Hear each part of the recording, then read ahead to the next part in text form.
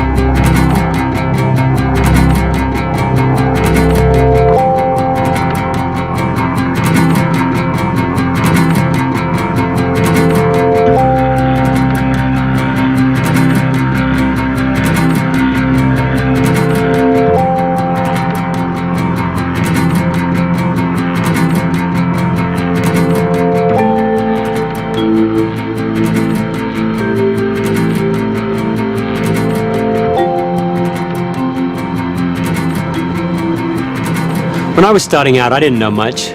I didn't know what I wanted to do with my life. I didn't know what job I wanted to have. I didn't even know how I was going to pay the bills. But one thing I was sure of was that I was different than my brother and my sister. I had an elder brother and a younger sister, and looking at them, I knew I could never be like them. I knew I could never excel at math and science like my brother did. I knew I could never have the same kind of physical self-discipline that my sister had and used to become a ballet dancer. Instead, I knew that I had different strengths, different talents. And although I was confused about a whole lot of stuff, I was just sure that the world was going to wait for me until one day I would pop out of school and get to make my unique mark on the world. And I bet you feel that way. I mean, think back to when you were in school. You knew that in school there were certain subjects that you were drawn to, certain subjects that just grabbed your attention and wouldn't let it go, certain classes where time whipped by and before you even knew it, the bell had rung, and although you wouldn't have admitted it, you kind of wanted the class to happen all over again. And if you didn't like school, then maybe there were certain situations you were drawn to, or certain people you wanted to be around, or certain times when you just knew you were at your best. And you wouldn't call those strengths, not yet anyway, but even back then you knew you had something. You knew you had something special. And now you're holding out hope that your life, your work, your job is going to give you a chance to show everyone what that special thing is. And I've studied over the years thousands of successful people, and if you look at the world through their eyes, work can be a great place. It can be a place where you have a chance to be challenged in just the way that you like to be challenged. It can be a place where people recognize you for what you do well and then push you to get better at it. It can be a place where you get to make the kind of difference that only you can make. But I've learned something else. I've learned that only 2 out of 10 people actually get a chance to have a life like that. I've learned that only 2 out of 10 people get to play to their strengths at work most of the time. Now, the most successful people do, but only 2 out of 10 people get to experience that success. And the needle isn't moving. I do hundreds of these speeches every year to executives, and I tell them a message, I tell them how to figure out their strengths and put them to work, and they hear it, and they believe it, and they want to do it, but it's almost like they're too far down the road to do anything about it. They've got mortgages to pay, and they've got bills to think about, and they've got a growing family, and they've got a career, and they've got promotions, and it's almost like life has pushed them too far down the road now, and now they don't feel like they can make a choice. Well, you'll find that. You'll find that life gets really heavy really quickly. And the longer you wait, the heavier it gets. And if you're not really careful, you're going to wind up living some second-rate version of somebody else's life. You're going to wind up in a job where you're not engaged. A job where you're just marking time, where you're just putting in the hours until the weekend comes around. A job where you're not engaged and excited, but a job where you're bored, where you're drained, where you're burned out, where you're trapped. And when that happens, you can blame someone else. You can blame your teachers or your parents or your boss or fate. You can blame someone else, but the responsibility doesn't lie there. It lies with you. It lies with what you choose to do. So the question you got to get your head around right now, is how do you avoid that future? How do you avoid becoming one of the 8 out of 10 that don't play to their strengths? How do you get to build the kind of life where you are playing to your strengths in life most of the time? How do you build that life? How do you build that kind of success? What do you need to know? And what do you need to do before it's too late? Well, here are 3 myths that are going to hold you back. Now, other people are going to tell them that they're true, but they're not. You need to expose them for myths. You need to blow them up, figure out what's true, and then stencil it to your forehead. And don't let anyone ever tell you different. Here's the first myth, and everyone believes this one's true. The myth that as you grow older, your personality changes. It's not true. Here's what's true. As you grow older, you become more and more and more of who you already are. If you're really good at making friends now, you'll be even better at it in 20 years from now. If you're a neat freak now, then you're going to be a neater freak when you're 40. If you're an idea man now, you're going to be an idea man for the rest of your life. I have a son, Jackson. Jack's 6 years old, and already I know some stuff about Jack. I know this is a kid that craves structure.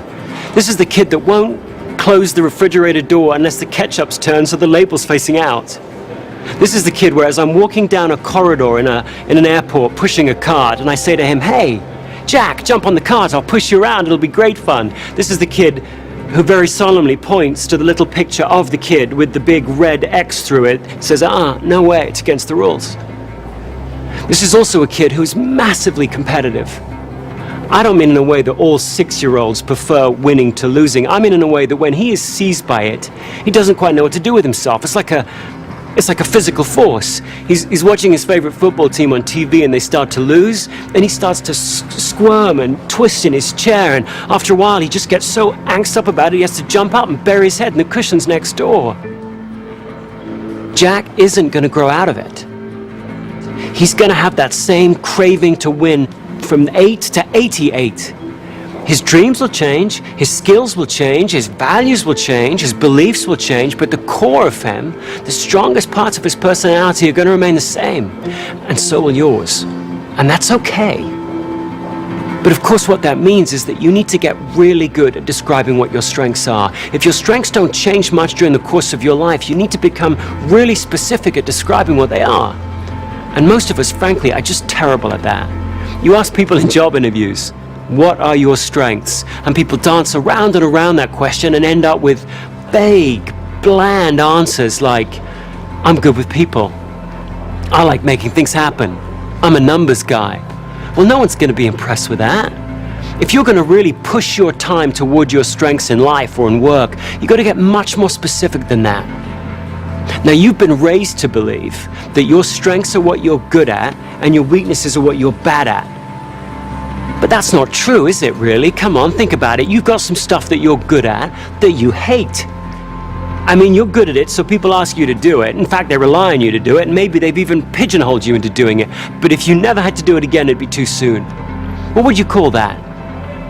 I mean, I once had a friend who was a brilliant swimmer. At the age of 7, a lifeguard had seen him swimming in the sea, freestyle, told his parents had put him on a swim team, and all the way through school, he practiced and practiced. He did lap upon lap, swimming in the mornings, last thing at night, and he got on the swim team and he won meet after meet, broke record after record, and he hated it. In fact, he hated swim meets so much he'd get crushing migraines before every one. What do you call that? What do you call that when nature's blessed you with a ton of ability and given you no appetite at all? where you're brilliant at something and it bores you to tears. What do you call that? Well, you call that a weakness. A weakness is any activity that leaves you weaker after you've done it. Doesn't matter how good you are at it. If it leaves you weaker after you've done it, it's a weakness. And of course, a strength is the opposite. A strength, your strengths, are those activities that leave you feeling strong. Those things that you do that make you feel strong. You need to pay incredibly close attention to how you feel before, during, and after an activity, because your feelings will give you a clue to what your strengths are. If before you do an activity, you actually find yourself looking forward to it, it's a strength. If while you're doing it, you find that you're in the zone, time flies by, you can totally concentrate, it's a strength. If after you're done with it, you feel fulfilled, it's a strength. Not fulfilled as in, thank goodness that's over, but fulfilled as in jazzed or jacked up, that's a strength. Now, to discover what your strengths are then, you don't need someone to tell you what they are. You don't need to take a test. You can find out what your strengths are in a regular week of life. Here's what you should do. Just try this.